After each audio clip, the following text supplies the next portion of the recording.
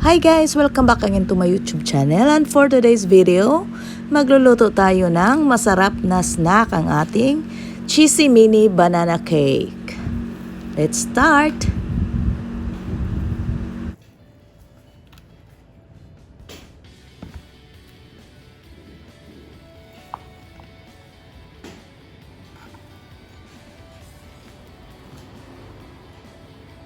So, tingnan nyo guys ang ating cheesy banana cake.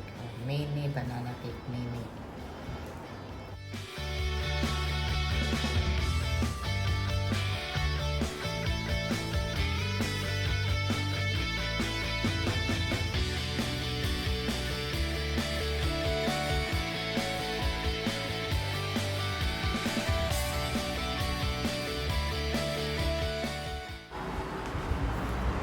So, mayroon tayong 4 pieces na banana. So, halatang overripe guys. Tingnan nyo yung balat.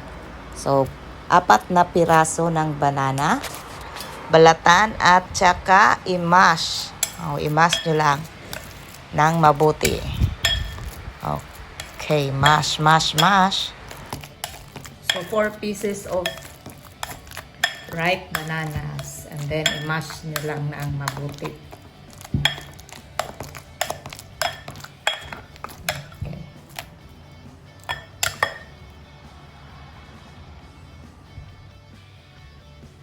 So, cooking oil, 1/2 cup.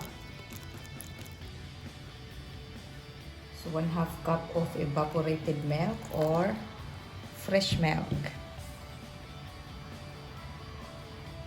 2 medium eggs.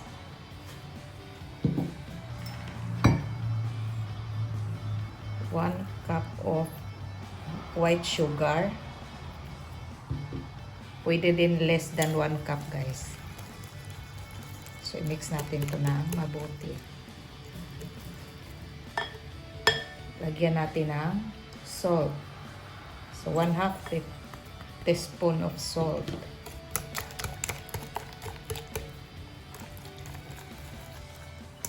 So, 1 3/4 cup of all-purpose flour.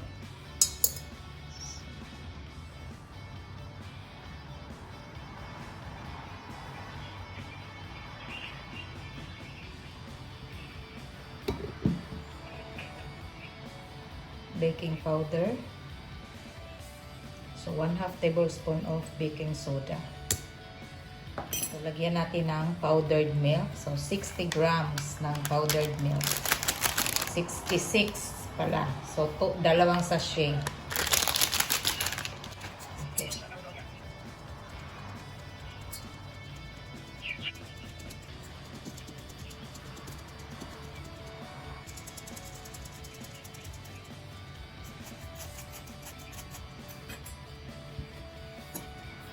I-add natin ang ating dry ingredients.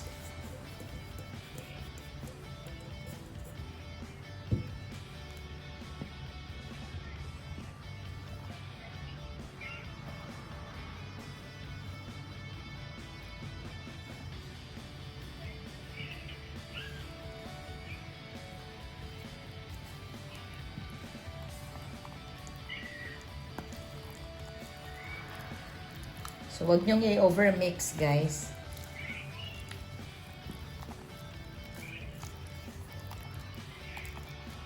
So, let's add 1 cup of grated cheese.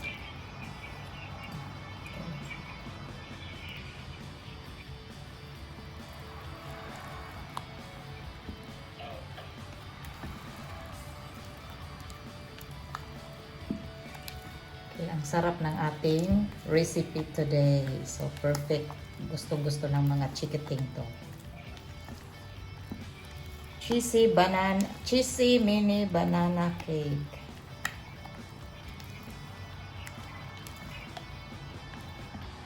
Okay. So, lagyan ng butter, margarine, or oil ang ating molder para hindi dumikit ang ating mixture.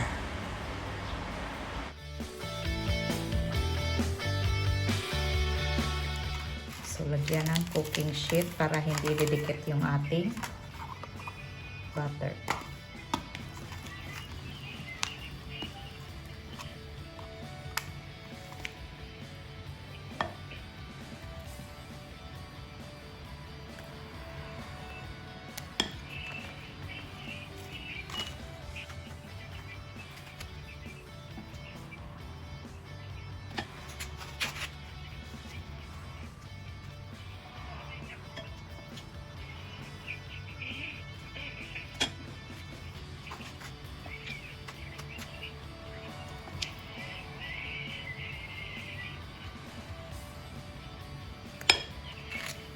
Cheese.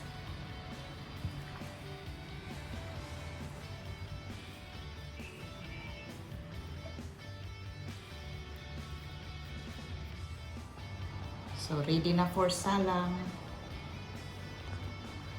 Cheesy banana cake. So, nagpainit na tayo ng malaking kaldero.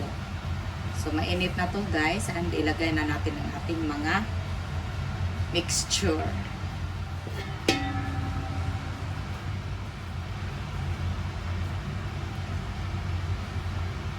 So, dahan-dahan natin itong ilagay.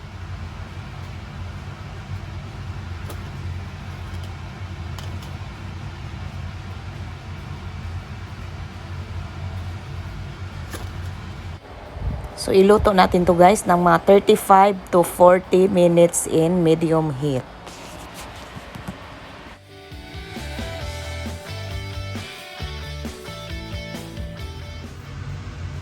Check natin. Luto na. So, luto na ang ating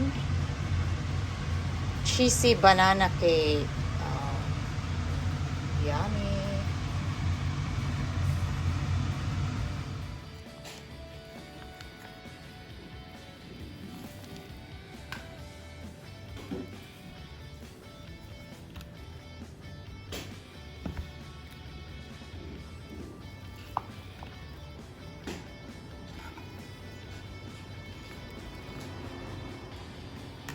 So, tingnan nyo guys ang ating cheesy banana cake. Mini banana cake, mini. So, no oven, no bake banana cake. Let's try.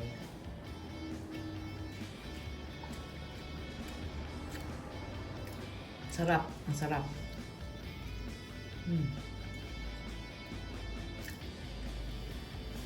So, perfect pang snack, guys. Ang sarap. Try nyo to, guys. Yung cheese. Try nyo to. Ang sarap.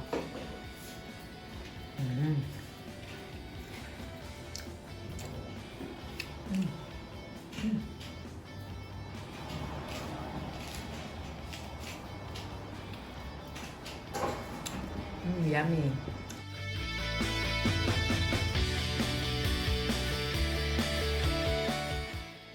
Thank you for watching, guys. Bye. See you on my next video. Bye-bye.